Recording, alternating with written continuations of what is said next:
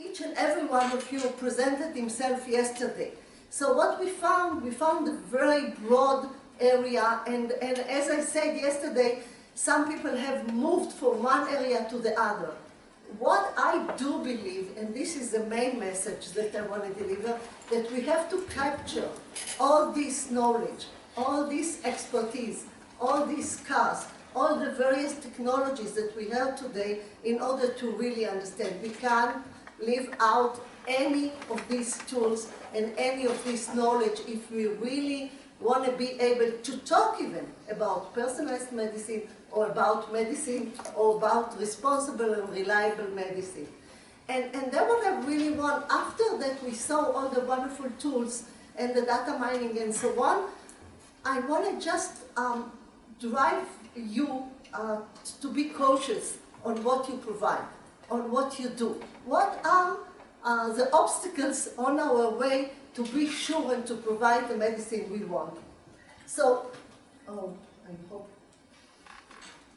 Okay, so just to give you an environment, because you know you're students and you are going to do the work tomorrow and the day after, I just wanted to tell you that you're in the right time, at the right era, because it took a long time to develop and to move, especially in Europe, to move and to say, yes, we want to do converging technology. Yes, we want to do and talk and move tools from one area to the other. It took a while, and as we heard at the talk regarding, and I said, we are not, it's fast in one way, it's very slow in another way. It's not that we are really there utilizing all technology. So just to let you know, I mean, the last, NSF last publication, which was in joint with Europe and Asia and Japan and so on, they are saying, okay, we are ready, and this is the big theme of the next generation, to combine everything and to look on the broad picture, like I showed Monet earlier, to look on everything from the different aspects. And if you are talking about the different tools, to utilize each and every tool in parallel and see what is the benefit of using the various tools. Each tool provides something, enlarges something, reduces something else. In order to really see the whole picture, we have to utilize all the tools. And this is a very strong message, because in order to drive a publication, even in Nature, you don't have to see all the tools. You have to come up with a very strong idea. What I'm saying, in order to cure, you need all these tools. So this is the main message. So, given the big data, because I want to show you the big data versus the small data. Speaking about the big data, this is the future. I think this is already the present. So this is what Lee Hood said. But the thing is, what are we doing with that?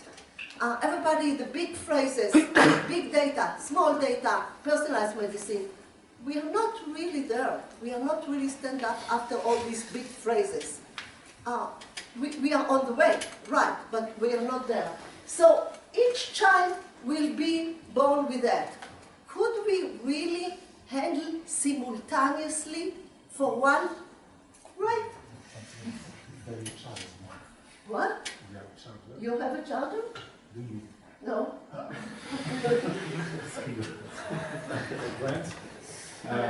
It is a Dell. So with a small plug? I have one. You have one? Okay. There's a small. Yes. Okay. So I'll go on talking because I have to save the time. You see, the battery even doesn't work for 3 hours, you see? So we are not there already.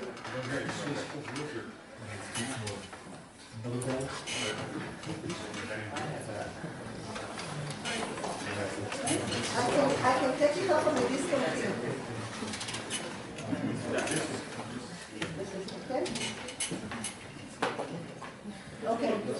Okay, we are there. Sorry. So you see, we have to join forces. So, sorry about that. Just take off this 1 minute.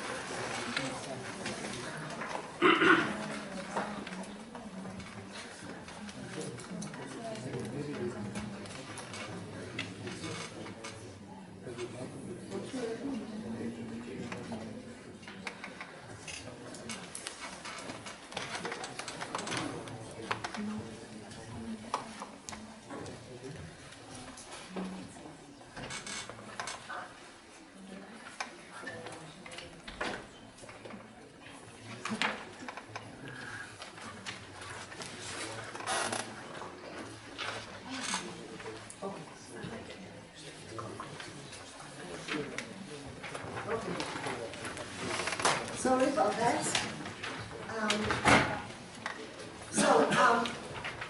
Coming back to what we were talking about, the big data, and as I said, I'm here to provide some second thoughts, or maybe some barriers that we have to take into consideration. So if we are speaking about disease signature, what I want to emphasize that the disease signature is everything. I mean, we can't say disease signature just biomarker. We can't say disease signature just genetics, or even not biomarkers and genetics. Because as was said before, you know, and we heard it through the day, there are much more. There are cognitive, there is environment, there is culture, there is what I call micro and macro environment, where I relate to the micro, which is inside the body, and the macro, which is outside the body, especially if we are talking on brain, especially if we are talking on cognitive or memory, or all these things. We can't separate. So I'm not saying we are able to do it today, but we have to be prepared to think about that. So if I'm talking about the disease signature, I want to combine as much as available to me, as much as I can hold, and to do it in a very sensitive, what I call responsible, reliable, and replicable way. So I can replicate each of my understanding, I can reproduce, and this is the big critique nowadays regarding most of the analysis. And I'll go through that very quickly. So what are the challenges today, no matter what, if we are analyzing big or small data? So these are, I will try to do it very fast. These are the main challenges. First of all, if we dare to talk about personalized medicine, it's small data. You never, I'll show it to you, you never have enough people which are alike. You will never have. So what does it mean? That we have to develop tools for small data, for small sets of data. And it's doable, but we have to develop that. Because the mathematics and statistics says that you need the correlation between the number of features and the number of and the size of the database or the sample. That's one thing. The other thing is, are we able to reproduce or replicate and so on? And there are more and more publications regarding, you know, the neuro, which was the first one, was a big fuss in 2011, and there are more and more in any journal and anything saying that there is a problem, there is a big problem regarding being able to analyze things in a very, you know, reliable, but also to be able to really predict that the prediction is reliable and responsible. So that's what I just want to warn you. Tomorrow that you are working on the database, keep in mind, and I will just try to explain two of these. So first, if we are speaking about, as I said, big versus small, many measurements for a few people, this is usually what we have, especially when we are talking today on imaging, especially if we are talking today on genetic data, on protein data. All those are big masses of data that even if we do feature extraction, even if we reduce dimensionality, we still have a big bulk of data, much more than we can capture people that are in the same class. It's, as I said, don't panic, we are able to do it, but I just want to show you one example that was done in UCLA regarding ADNI. And if you are just looking, and in the morning we heard about voxels and so on, so it was a very good, as I said, introductory to what I'm saying. But if we are looking on SNPs versus voxels, so just a very small example, I just want to play with the numbers, and we choose the SNPs, and then we are looking on the voxels to see, so I'll come back to that in a minute. I just want to show you the numbers. So I won't go to each of the calculations, but really, if we want to be right theoretically or statistically or mathematically. We need 30 billion people to do it right. We will never have it. I mean, don't panic, we have another solutions, but that's exactly, just to give you a number, one number as an example. So therefore, when I come back to that, what we choose, we choose 5 SNPs, and actually this was a paper published by Yoav Binyamini, which is our group, and you know, since he's not here, I can tell his fame. You know, 2 months ago, Nature published the 100 most quoted papers ever. The only Israeli that was there in number 59 was him with his fast discovery rate. So it means that people are trying, people are taking into consideration. So those things are, it's a big frame, but those things are really barriers nowadays, and we have to take it into consideration. So I want to speak about leakage, which is another big example, a big barrier. And also, just keep it in mind. I don't want to do anything further. So we were looking again about the first ADNI database that was given to us by Farad. And it was the very first one, having the protein expression and having the PET and so on. Not too big, not too much, but just to show you regarding the leakage. So if we just looked on this database and just analyzed it as is, we could come up to 84%. But just to show you the data and the problematic. So all what you see here in black, we had 3 categories like Alzheimer's disease, MCI, and normal. So the black are the missing values. So if we are just naive, if you go to the hospital and they just do an MRI to you, it means that you are sick, because we don't have the healthy. So this is very naive, as I showed you with the number, just to give you an impression. As I said, we know how to do it better. But this was just one example that we showed, we analyzed, we find the right ways, but just to bear in mind the problem of the leakage. So what are we actually talking about? So we have the big data, as we saw. We are using a lot of technology. We have today several data mining. I will present another 2. So we have a lot. We have technology. We know how to do some transformation, and we'll talk about that as well. The alignment, the averaging of the data, and so on. But if we really want to do you know, small data, if we want to relate to personalized medicine, we need more sophisticated tools. And you are all young here, and know we need it. Develop, think different. And we need rule discovery, because rule discovery is easier to translate to the clinic. So we need all that.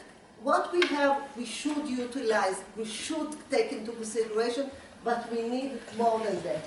And also, we want to look on, as I say, the micro and macro environment. We want to look on the patient with all the effects that he has surrounded, that he is surrounded with. And it's the history of the family in the clinical and much more. I don't want to go any further.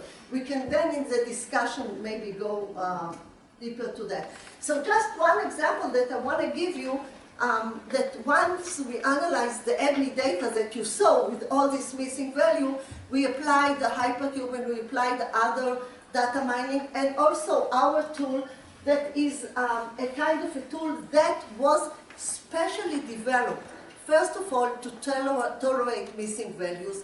Second, to be less sensitive to overfitting, which is small samples with many parameters. It's not for every case, but it's less sensitive, as I say.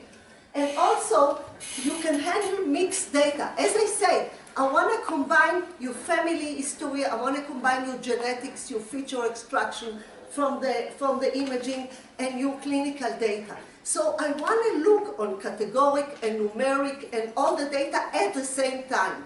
So this is another feature that we have in our tool.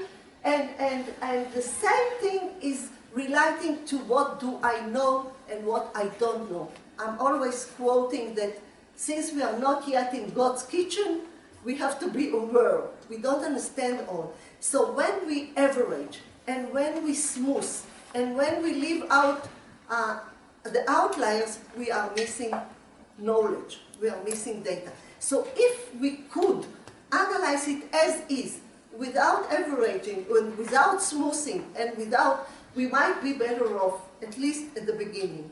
Then we can go to a second stage and leave out the outliers. So this tool, and I'll show you a little bit of that because I don't want to go, I thought it's better for you that I'll talk about what should be and not the details of one system or the other, but I'll show you. So anyway, in this system, we analyze as is, we tolerate missing values, we can tolerate overfitting, and we are revealing the underlying rule, but most importantly, the unexpected cases and unexpected rules. The unexpected cases is those outliers that are usually we leave out. And I just give you a very short example that I analyzed with this tool, the Vioxx data in New York, where they had all these problems with the Vioxx, and apparently they had 27 cardiovascular people that were in their clinical trials at the third stage, and they left them out, which cost them a lot of fame and money. But as I said, it's not a tool that will solve everything, but just a different way of thinking. So another trial that I say that we tried and we developed specially for the ADNI data bank here, our group in Tel Aviv, is actually along the line that we were talking all days. Taking whatever we can take from the knowledge and experience and scars of the doctors, and then go and apply on that tools that we might see more or understand more. And this is our 3C, new methodologies that we developed in Tel Aviv. You saw this morning, the other data bank, I don't want to go into that. Actually, this is what we will work on. And so the first stage that is a categorization is actually to go following the doctor diagnosis. So he has all his experience, all his knowledge with the IBM system, without the IBM system, he is doing that. So actually I'm looking on all the clinical measurements and all the potential biomarkers that he actually understood and relates to this specific disease. In the admin we have these 3 stages. The second, so once we analyze that, according to the expert, according to the doctor, we are moving to the second stage, which is actually the feature selection according to the knowledge of the doctor, according to the diagnosis or group separation of the doctor. And then, once we have that, we are going to unsupervised clustering, taking all the information, because what is the main thing? The main thing is to take the clinical measurements and what the doctors knows, and then to add on top of that the biomarkers like imaging and like genetics and any other biomarkers that we can, and add and see whether we are better off. So we did the clustering, the unsupervised clustering, trying to reveal things that maybe the doctors didn't relate or didn't study or didn't know, and so on. And then we are up to the last stage, which is the classification, to add the biomarkers and to combine the biomarkers with the clinical data. Actually, to take the images, whatever we understand from the images, and we saw some examples, and to combine with that the genetics, the imaging, or any other, and we'll have much more biomarkers, and then to look on the picture, which includes everything. And like Sasso said earlier, yes, we want to do all. We want to do the clinical and the biomarkers and everything at the same time in order to identify best the disease signature. This approach is just a beginning, but I want to show you some results. So, what we did, you know, this ADNI newly data bank, and we'll talk later, because in order to reach and in order to be able to analyze it, we did a lot of pre-processing. We talked this morning also on the pre-processing. So I just want to say one word, the pre-processing is very important. And you have to attach to each and every parameter or feature the exact transformation that fits this feature. You can't do it, I mean, it's great that you can do it automatically, like was presented in one way or the other. You can clean the data. But still, you have to relate then to each feature, and we did it, and it's a lot of work, and Neta is here that will be stand up so they can that they can know who you are, because you can help them with that. Did the transformation of each and every parameter. So since you are going to work on the ADNI, you can consult her. So and then that's what we had. So I'm showing you two examples here. Something was here, I don't know why, doesn't matter. So the thing is that this,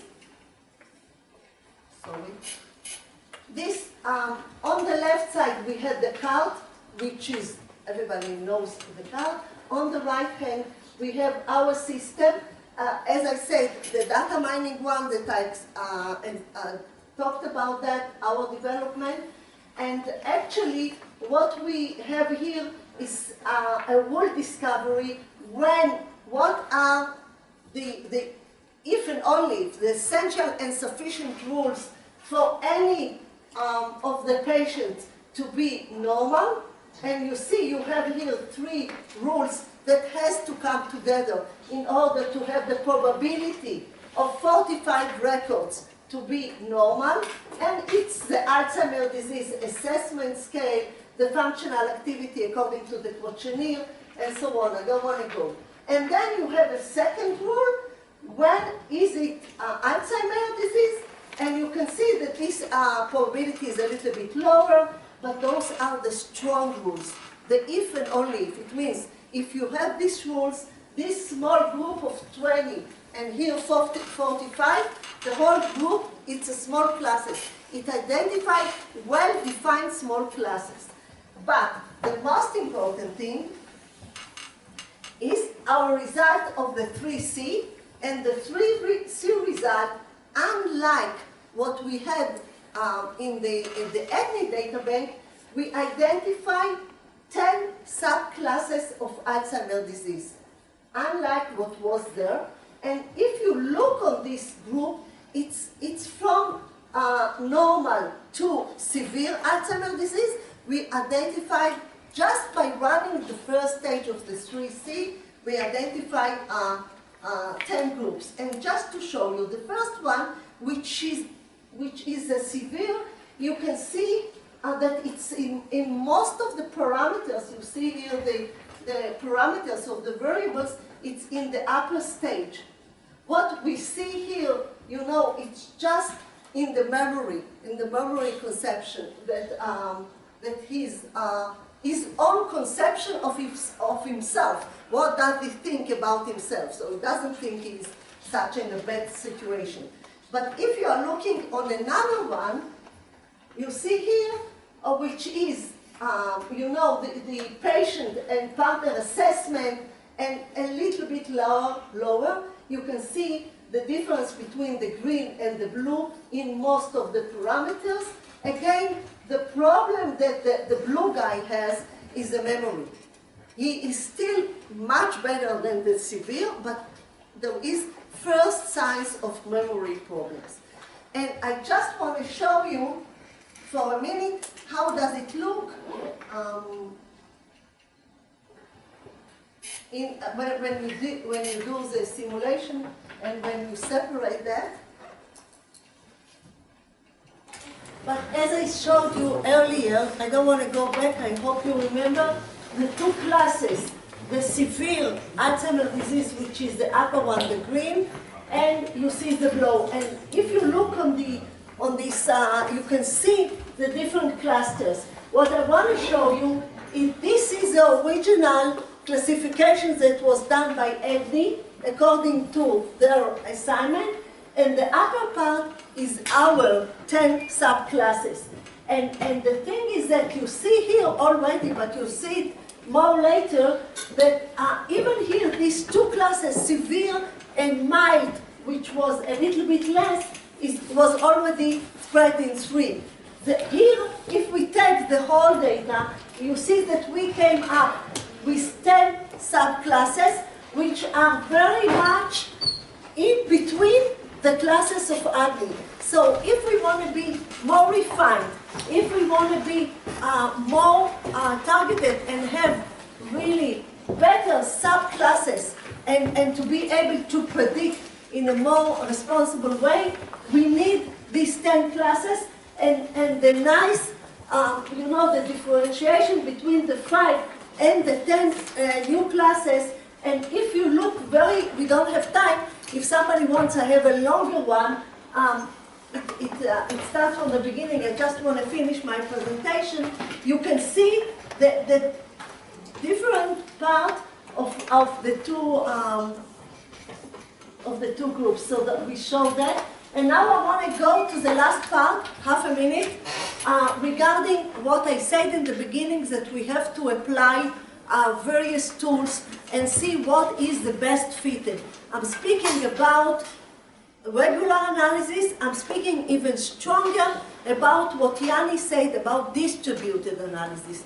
But the most important thing is to build a simulation system, and Netta, that I presented you before, and she will be here tomorrow and the day after to work with you. It's not only that she was involved in the pre-processing, she wrote the simulation system, the simulation model, and what we really did, we took the disease data, refined it, and we came up with our own data, and we applied various algorithms. I don't have time to go to that, but you can evaluate which of the algorithms or which of the tools is working better on this specific data.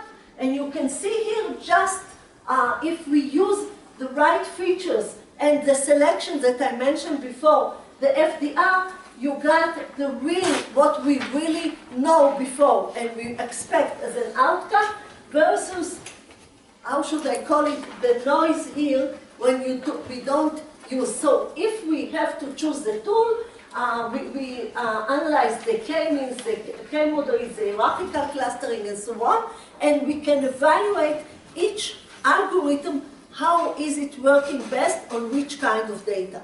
So this is just an analysis tool. Just imagine if we are going to the second stage in distributed data, it's even stronger. So as I said, I'm here. I think we have to fly high. And I think that the young minds are really prepared, but they have to do it in a responsible and reliable and reasonable way to be able to predict. And anyone who wants to see the films or wants further question, I'm here. Thank you. I'm sorry about the delay.